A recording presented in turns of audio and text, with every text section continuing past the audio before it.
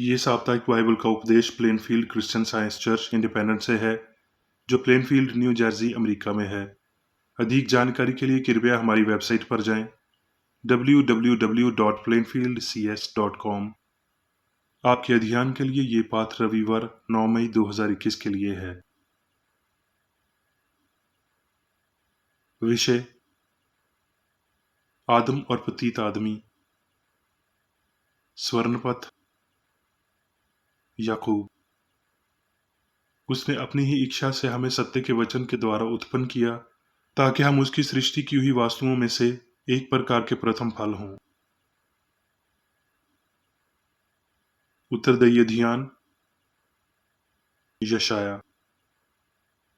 इसलिए जो मैं उत्पन्न करने पर हूँ, उसके कारण तुम हिर्षित हो और सदा सर्वदा मगन रहो, क्योंकि देखो, मैं यरूशलेम को मगन और उसकी प्रजा को आनंदित बनाऊंगा। मैं आप यरूशलेम के कारण मगन और अपनी प्रजा के हाथों हिर्षित होऊंगा। उसमें फिर रोने या चिल्लाने का शब्द ना सुनाई पड़ेगा। वो घर बनाकर उनमें बसेंगे, वो दाख की बारियां लगाकर उनका फल खाएंगे। ऐसा नहीं होगा कि वो बनाए और दूसरा बसे, या वो लगाए और दूसरा खाए, क्योंकि मेरी प्रजा की आयु वृक्षों की सी होगी और मेरे चुने हुए अपने कामों का पूरा लाभ उठाएंगे। उनका परिश्रम व्यर्थ ना होगा, ना उनके बालक घबराहट के लिए उत्पन्न होंगे, क्योंकि वो याकूब के धन्य लोगों का वंश ठहरेंगे और उनके बाल बच्चे उनसे अलग न होंगे। उनके पुकारने से पहले ही मैं उनको उत्तर दूंगा और उनके मांगते ही मैं उनकी सुन लूंगा। पाठ उपदेश बाइबल में से। भजन सहना था। हे यहोवा हमारे प्रभु, तेरा नाम पृथ्वी पर क्या ही प्रतापमय है। तूने अपना विभाव स्वर्ग पर दिखाया है। जब मैं आकाश को, जो तेरे हाथ का कार्य है, और चंद्रमा और तिरागुन को, जो तूने नियुक्त किए हैं, देखता हूँ, तो फिर मनुष्य क्या है कि तू उसका स्मरण रखे, और आदमी क्या है कि तू उसकी सुधि ले। क्योंकि तूने उसको परमेश्वर से थोड़ा ही कम बनाया है, और महिमा और प्रताप का मुकुट उसके सर पर रखा है। तूने उसे अपने हाथों के कार्यों पर प्रभुता दी है। तूने उसके पांव तले सब कर दिया है। उत्पत्ति। फिर परमेश्वर ने कहा, हम मनुष्य को अपने स्वरूप के अनुसार अपनी समानता में बनाएं, और वो समंदर की मछलियों और आकाश के पक्षियों और घरेलू पशुओं और सारी पृथ्वी और सब रेंगने वाले जंतुओं पर, जो पृथ्वी पर रेंगते हैं, अधिकार रखें। और परमेश्वर ने उनको आशीष दी और उनसे कहा, फूलो फलो और पृथ्वी में भर जाओ और उसको अपने वश में कर लो, और समुद्र की मछलियों तथा आकाश के पक्षियों और पृथ्वी पर रेंगने वाले सब जंतुओं पर अधिकार रखो। तब परमेश्वर ने जो कुछ बनाया था सबको देखा, तो क्या देखा कि वो बहुत ही अच्छा है। उत्पत्ति। तो भी कोहर पृथ्वी से उठता था, जिससे सारी भूमि सिंच जाती थी। और यहोवा परमेश्वर ने आदमी को भूमि की मिट्टी से रचा और उसके नथनों में जीवन का श्वास फूंक दिया, और आदम जीवित प्राणी बन गया। और यहोवा परमेश्वर ने पूर्व की ओर और अदन देश में एक वाटिका लगाई, और वहां आदम को, जिसे उसने रचा था, रख दिया। और यहोवा परमेश्वर ने सब भूमि से सब भांति के वृक्ष, जो देखने में मनोहर और जिनके फल खाने में अच्छे हैं, उगाए, और वाटिका के बीच में जीवन के वृक्ष को और भले और बुरे के ज्ञान के वृक्ष को भी लगाया। तब यहोवा परमेश्वर ने आदम को यह आज्ञा दी कि तू वाटिका के सब वृक्षों का फल बिना खटके खा सकता है, पर भले और बुरे के ज्ञान का जो वृक्ष है, उसका फल तू कभी न खाना, क्योंकि जिस दिन तू उसका फल खाएगा, उसी दिन अवश्य मर जाएगा। उत्पत्ति। यहोवा परमेश्वर ने जितने बनेले पशु बनाए थे, उन सब में सांप धूर्त था। और उसने स्त्री से कहा, क्या सच है कि परमेश्वर ने कहा कि तुम इस वाटिका के किसी वृक्ष का फल ना खाना?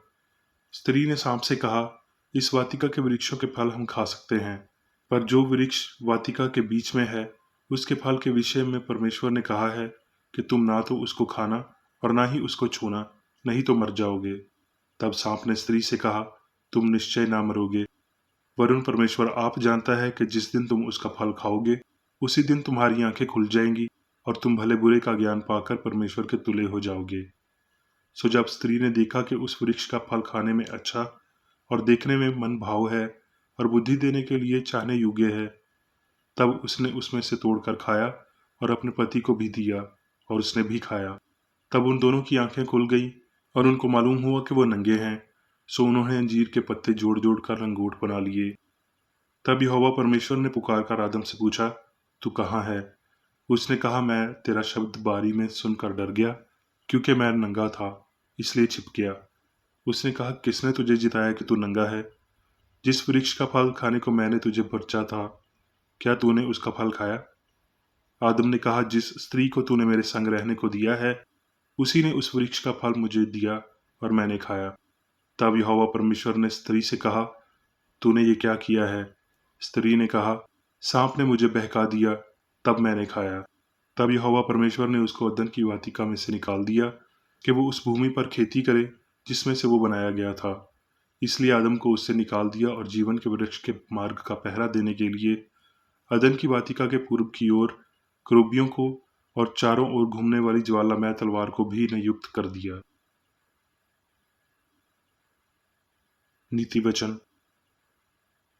ईश्वर का एक एक वचन ताया हुआ है, वो अपने शरण आगतों की ढाल ठहरा है।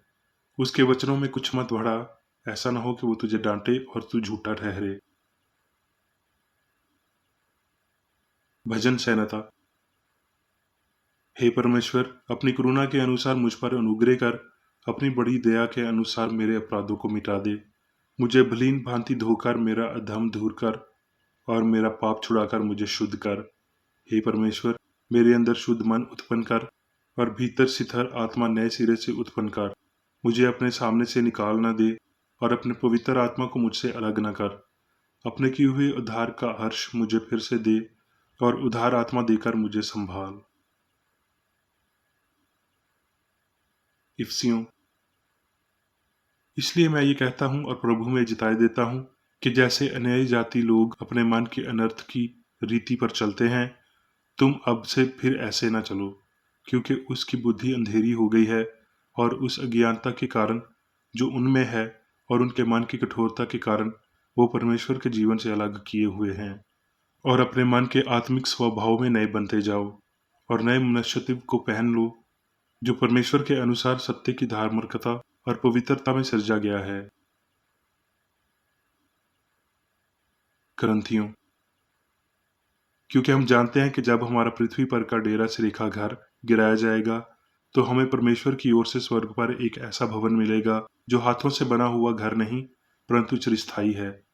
सो हम सदा ढारस बांधे रहते हैं और ये जानते हैं कि जब तक हम देह में रहते हैं, तब तक प्रभु से अलग हैं, क्योंकि हम रूप को देख कर नहीं, पर विश्वास से चलते हैं। इसलिए हम ढारस बांधे रहते हैं और देह से अलग होकर प्रभु के साथ रहना और भी उत्तम समझते हैं। ग्रंथियों। और जैसे आदम में सब मरते हैं, वैसे ही मसीह में सब जिलाए जाएंगे। अब मैं मेरी बेकरेडी द्वारा क्रिश्चियन साइंस की किताब विज्ञान और स्वस्थ शास्त्रों की कुंजी के साथ के सहा संबंधी अंश पढ़ूंगा। विज्ञान और स्वस्थ। ईश्वर सभी चीजों का उसकी अपनी समानता पर पक्षपात करता है। जीवन अस्तित्व में परिलक्षित होता है, सत्यता में सत्य, अच्छाई में ईश्वर, जो अपनी शांति और स्थायित्व प्रदान करता है। निहेश वर्थ भाव से प्यार, सुंदरता और रोशनी में नहाया हुआ मनुष्य उसकी समानता में बना। उसके पास सभी कुछ पृथ्वी पर परमेश्वर के प्रभुत्व को दर्शाता है। भगवान के साथ विश्वास और शाश्वत के रूप में पुरुष और महिला हमेशा के लिए अनंत पिता माता भगवान की महिमा में परिलक्षित होते हैं। मिट्टी की खेती करने के लिए आदमी नहीं बनाया गया है, उसका जन्म सिद्ध अधिकार है, अधीनता नहीं। वो पृथ्वी और स्वर्ग में विश्वास का स्वामी है, स्वयं अपने निर्माता के अधीन है। जीवन है, था और हमेशा सामग्री से स्वतंत्र रहेगा, क्योंकि जीवन ईश्वर है और मनुष्य जीवन का विचार है, भौतिक रूप से नहीं बल्कि आध्यात्मिक रूप से, और वो क्षय और धूल के अधीन नहीं है। देवता उनके कार्य से संतुष्ट थे, अन्यथा वो कैसे हो सकता है, क्योंकि आध्यात्मिक निर्माण उसके अनंत आत्म नियंत्रण और अमर ज्ञान का प्रकोप था। मनुष्यों की महान गलती ये है कि उस आदमी को भगवान की छवि और समानता को मानने के लिए भौतिक और आत्मा, अच्छाई और बुराई दोनों हैं। उत्पत्ति 2:6। तो भी कोहर पृथ्वी से उठता था, जिससे सारी भूमि सिंच जाती थी। उत्पत्ति के दूसरे अध्याय में ईश्वर और ब्रह्मांड के इस भौतिक दृष्टिकोण का विवरण है, एक कथान जो पहले दर्ज किए गए वैज्ञानिक सत्य के बिल्कुल विपरीत है। पहले रिकॉर्ड का विज्ञान दूसरे के झूठ को साबित करता है। यदि एक सच है तो दूसरा गलत है, क्योंकि वो विरोधी हैं। पहला रिकॉर्ड भगवान को सभी शक्ति और सरकार प्रदान करता है और मनुष्य को भगवान की पूर्णता और शक्ति से संपन्न करता है। दूसरा रिकॉर्ड कलंकर्मिक मनुष्य के रूप में उत्परिवर्तित और नश्वर, जैसा कि जीवता से टूटकर और स्वयं की कक्षा में परिक्रमा करते हुए अस्तित्व देवत्व से अलग विज्ञान असंभव के रूप में समझाता है। ये दूसरा रिकॉर्ड अचूक रूप से अपने भय रूपों में त्रुटि का इतिहास देता है, जिसे जीवन और बुद्धि कहा जाता है। ये पंचतिम को रिकॉर्ड करता है, दिव्य आत्मा की सविच्छता के विपरीत, लेकिन इस राज्य को अस्थायी घोषित किया जाता है और ये आदमी नश्वर हो जाता है। आदम नाम झूठे ढंग का प्रतिनिधित्व करता है कि जीवन शाश्वत नहीं है, लेकिन शुरुआत और अनंत है, कि अनंत परिमित में प्रवेश करता है। वो बुद्धि अबुद्धि में प्रवेश करती है और वो आत्मा भौतिक अर्थ में बसता है। उस अमर मन का परिणाम होता है और नश्वर मन में पदार्थ एक ईश्वर और निर्माता ने जो बनाया उसमें प्रवेश किया और फिर पदार्थ की नास्तिकता में गायब हो गया। बुराई अभी भी खुद को मन होने की पुष्टि करती है और घोषणा करती है कि एक से अधिक बुद्धि या भगवान है। इसे कहते हैं बहुत से भगवान और देवता होंगे। मैं घोषणा करती हूँ कि भगवान बुरे दिमाग और बुरी आत्माएं बनाते हैं और मैं उनकी सहायता करती हूँ। सत्य पक्ष बदल देगा और आत्मा के विपरीत होगा। मैं आत्मा को इस बात में लगाऊंगी कि मैं किस चीज को बुलाऊं और मामला जीवन को उतना ही लगेगा जितना कि परमात्मा आत्मा को, जो एकमात्र जीवन है। ये त्रुटि स्वयं त्रुटि साबित करती है। इसका जीवन जीवन नहीं, बल्कि एक अस्तित्व का कशंक गलत अर्थ है जो मृत्यु में समाप्त होता है। मनुष्य को भौतिक आधार से नहीं बनाया गया था, न ही उन भौतिक कानूनों का पालन करने पर प्रतिबंध लगाया गया है जो आत्मा ने कभी नहीं बनाए।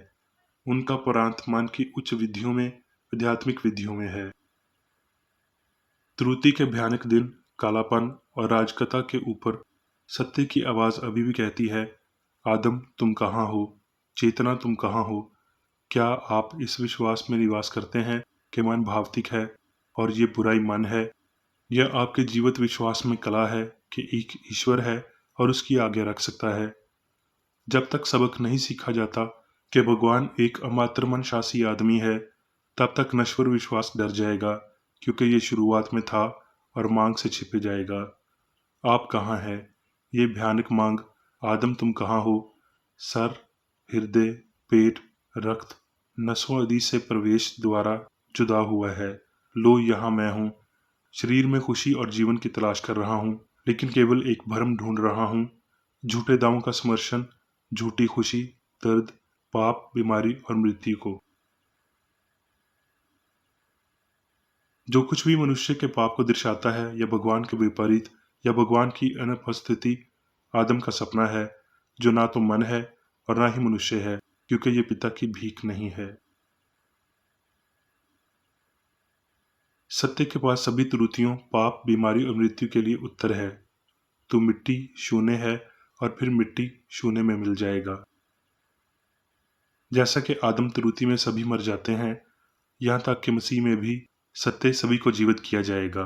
मनुष्य की नश्वरता एक मिथक है, क्योंकि मनुष्य अमर है। यह गलत विश्वास की आत्मा अब मामले में डूबी हुई है। भविष्य के कुछ समय में इससे मुक्ति मिलेगी। ये विश्वास अकेला नश्वर है। आत्मा ईश्वर कभी नहीं उगता है, लेकिन कल वही है और आज है और हमेशा के लिए है।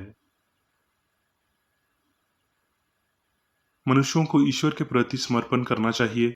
उनका स्नेह और उद्देश्य आध्यात्मिक रूप से वास्तविक होना चाहिए। उन्हें होने की व्यापक व्याख्याओं के पास होना चाहिए ताकि पाप और मृत्यु डर को दूर किया जा सके।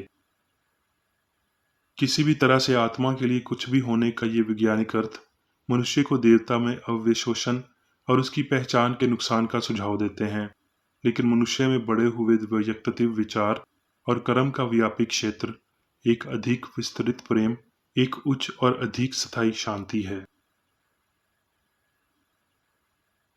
साइंस में ईश्वर और मनुष्य के संबंध ईश्वरीय सिद्धांत और विचार अविनाशी हैं, और विज्ञान जानता है कि कोई चूक नहीं हुई है और ना ही सिद्धभाव मान लौटा, लेकिन ये ईश्वरीय आदेश या आध्यात्मिक कानून रखता है जिसमें ईश्वर और वो जो कुछ भी बनाता है परिपूर्ण और शाश्वत है, अपने सनातन इतिहास में अपरिवर्तित रहा है। भौतिक समझ के विश्वास और सपने से पूरी तरह से अलग आध्यात्मिक समझ और पूरी पृथ्वी पर मनुष्य के प्रभुत्व की चेतना को प्रकट करके जीवन दिव्य है। ये समझ त्रुटि निकालती है और बीमारों को ठीक करती है, और इसके साथ आप अधिकारी के नियम बोल सकते हैं।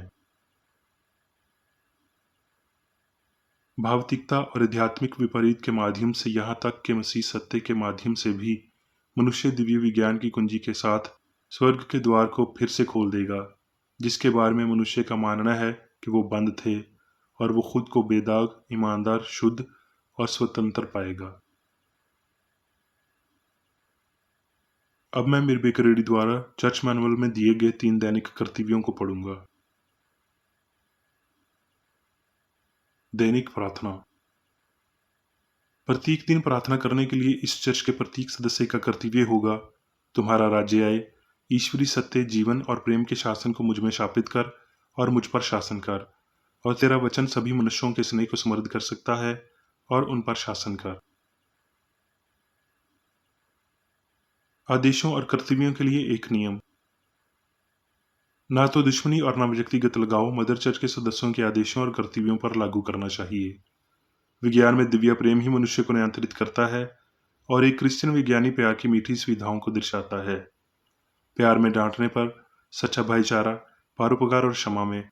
इस चर्च के सदस्यों को प्रतिदिन ध्यान रखना चाहिए और सभी बुराई दूर करने, भविष्यवाणी, न्याय करने, निंदा करने, परामर्श देने, प्रभावित करने या गलत तरीके से प्रभावित होने से बचने के लिए प्रार्थना करनी चाहिए।